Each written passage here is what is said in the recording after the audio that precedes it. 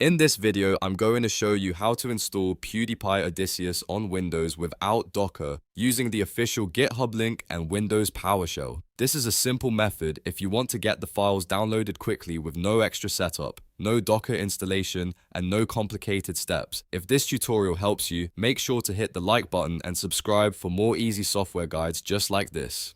Alright, let's get right into it. First, open Google Chrome on your Windows computer. Once Chrome is open, click in the search bar and type PewDiePie GitHub. Then press enter and wait for the search results to load. Now look for the official GitHub page in the results. Make sure you open the correct official page so you're downloading from the right source. This is important because you always want to use the verified repository whenever possible. Once the GitHub page opens, scroll down carefully until you see the GitHub link that is used to install the project. Take your time here and make sure you find the correct link before moving on. When you see it, copy that link exactly as it appears. After that, open Windows PowerShell. The easiest way to do this is to click on the Windows search bar, type Windows PowerShell, and then open it from the results. Once PowerShell is open, click inside the window and paste the copied GitHub link. Then press enter.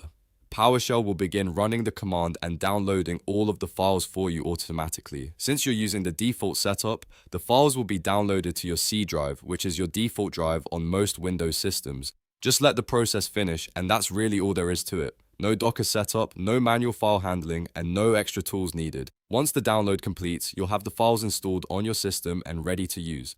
So to quickly recap, open Chrome, search for PewDiePie GitHub, open the official page, copy the install link, open Windows PowerShell, paste the link, and press enter. That's the entire process. If this video helped you out, please give it a thumbs up and subscribe to the channel for more step-by-step tutorials, Windows guides, and software installation videos. Thanks for watching, and I'll see you in the next one.